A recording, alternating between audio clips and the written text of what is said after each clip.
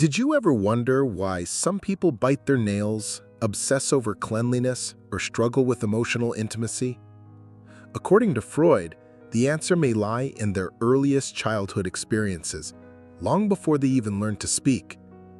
Welcome to Sigmund Freud, where we carry his legacy forward, revealing, unlocking, and exploring the powerful ideas that shaped modern psychology. Here, every theory, every idea, every word is part of a deeper journey into the human mind, just as Freud intended. Today, we begin that journey with one of his most groundbreaking and controversial theories, the psychosexual stages of development. Chapter 1. What are the psychosexual stages? Sigmund Freud believed that personality isn't something we develop in adulthood. It's mostly shaped in the earliest years of childhood. He proposed that from birth, human beings pass through a series of developmental stages, each centered around a specific source of physical and emotional pleasure.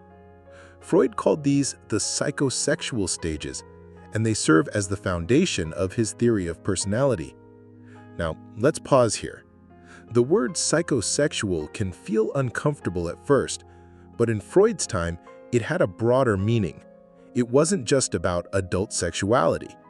Instead, it referred to how a child experiences pleasure, comfort, and emotional satisfaction through different parts of the body, called erogenous zones. At each stage, the child's attention and emotional energy focus on a different zone: the mouth, the bowels, the genitals. The psyche evolves as the child interacts with the world, especially through parental care, boundaries, and discipline. But here's the twist in Freud's theory. Each stage presents a psychological conflict, a tension between the child's instinctual desires and the expectations of society. If the conflict is resolved well, the child moves on, emotionally healthy and balanced. But if it's not resolved, if the child is either overindulged or frustrated, then Freud believed the person becomes fixated at that stage. This fixation could later surface in adult life, in behaviors, habits, or emotional struggles that seem completely unrelated on the surface. Let's take a simple example. A baby who is abruptly weaned from breastfeeding might not fully resolve the oral stage. As an adult, they might overeat, smoke, or constantly chew on things as a way of unconsciously seeking comfort through the mouth. Or take the anal stage, where toilet training begins. A child with harsh or overly strict parents might become overly tidy and controlling in adult life, what we often call anal retentive. So Freud believed that unresolved childhood conflicts, even ones we don't consciously remember, shape our adult personality in deep, lasting ways. These inner tensions get stored in the unconscious mind, influencing our emotions, relationships, fears, and behaviors, often without us realizing it. That's why Freud emphasized the importance of early childhood so strongly. In his view, this is when the mind is being wired, and any disturbance during this time could echo through a person's entire life. Parents, caregivers, and environments play a major role in this process. They guide, restrict, or respond to a child's natural impulses, shaping how that child navigates each stage. And now, with this foundation laid, we're ready to dive deeper.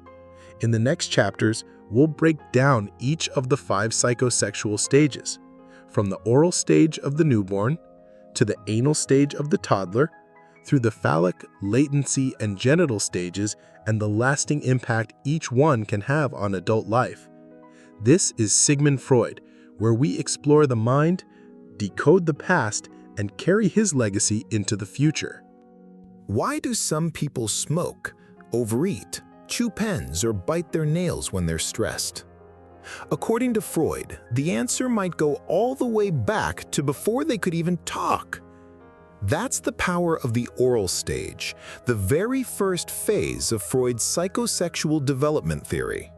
This is Sigmund Freud, the channel where we reveal the ideas, unlock the mind, and carry the legacy of the father of psychoanalysis, one theory at a time. In this chapter, we're exploring stage 1, the oral stage, where it all begins. What is the oral stage? The oral stage is the first of Freud's 5 psychosexual stages, and it begins at birth, lasting until around 1 year of age. This is when an infant's primary source of interaction with the world is through the mouth. For the newborn, the mouth isn't just for eating. It's the center of comfort, communication, and pleasure. Through sucking, biting, chewing, and tasting, the baby explores and soothes itself. Whether it's breastfeeding, sucking a pacifier, or chewing on fingers, this oral stimulation is how infants begin to understand their bodies and the environment. Freud believed that this stage was critical in the development of the id, the most primitive part of the mind that seeks instant gratification. The infant demands food and expects it instantly. This is pure, raw instinct. The baby doesn't understand patience, rules, or schedules. It just knows hunger and satisfaction. And this is where the first psychological conflict begins. The oral conflict, gratification versus frustration. According to Freud, the child needs a balanced amount of oral satisfaction. Too much or too little can lead to problems later in life. Let's break it down. If a baby is overindulged, for example, breastfed or bottle-fed too frequently or for too long, the child may become too dependent on others for comfort and develop a passive personality later in life. If a baby is weaned too early or not given enough comfort or attention, the child may develop a sense of deprivation, leading to anxiety, mistrust, or aggressive behaviors. Either extreme can lead to what Freud called an oral fixation, a lingering emotional attachment to the oral stage that continues into adulthood. What is an oral fixation? An oral fixation means that the person, as an adult, continues to seek comfort, release, or control through oral behaviors. Some common signs of oral fixation include smoking, overeating, binge eating, nail biting, chewing pens or gum, excessive talking or sarcasm, alcohol or drug dependency. Even emotional habits can stem from this fixation. For instance, someone with an oral fixation might struggle with dependence on others, constantly seeking reassurance or attention, almost like emotional feeding. Alternatively, a person may become verbally aggressive, using words like weapons, reflecting unmet needs or frustrations from infancy. Freud believed that the mouth, the very first site of psychological pleasure, leaves a lasting mark on how we handle stress, neediness, and comfort. The role of the caregiver.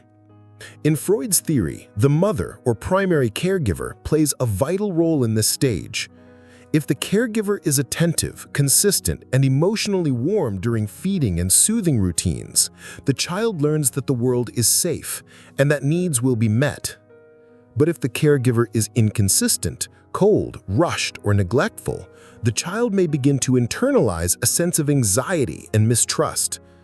This emotional blueprint, Freud argued, sets the tone for how we relate to people even decades later. That's why so many therapists today still look back at infancy when helping people deal with issues of trust, dependency, and self-soothing. The two sides of fixation, oral receptive versus oral aggressive. Freud described two types of oral personality. 1. Oral receptive personality. Develops when the child was overindulged during the oral stage. Traits include dependency, gullibility, passivity, a strong desire to be nurtured and cared for. May use eating, smoking, or talking as coping mechanisms. 2. Oral aggressive personality. Develops when the child experienced frustration or harsh weaning. Traits include verbal hostility, sarcasm, nail biting, chewing, or biting behaviors. May show a desire to bite back emotionally or psychologically when under stress. These oral personality types may appear subtle or exaggerated in adulthood, but in Freud's view, they are evidence of unfinished emotional business from infancy. Modern perspective, Freud's theory today. Modern psychology doesn't take all of Freud's ideas literally, especially regarding erogenous zones or sexual language in infancy. But many contemporary psychologists agree on one thing. Early relationships, especially during feeding, soothing, and bonding, deeply impact emotional and psychological development. Research in attachment theory, trauma studies, and neuroscience now support the idea that what happens in the first year of life can shape a person's emotional world for decades. So even if we don't use Freud's exact terms, the core insight remains. Infancy matters. The oral stage sets the tone for how we seek comfort, express frustration, and connect with others. This is Sigmund Freud, where we explore the mind, decode the past, and carry the legacy of the father of psychoanalysis, one theory at a time. So far, we've explored the foundation of Freud's theory. What are the psychosexual stages? And the very first one, the oral stage, where it all begins. This is just the beginning of the journey into the human mind. In the next video, we'll move deeper into the anal, phallic, latency, and genital stages, and how each one shapes who we become. Fixation, repression, identity, it's all connected. Stay tuned and don't forget, this channel is fully dedicated to the legendary Sigmund Freud, the father of psychoanalysis, his ideas, his theories, and his lasting impact on psychology. Your support means a lot, especially for a new channel like this. Like, share, and subscribe. Let's decode the unconscious together. Thanks for watching. See you in the next one, where the mind always leaves a trace.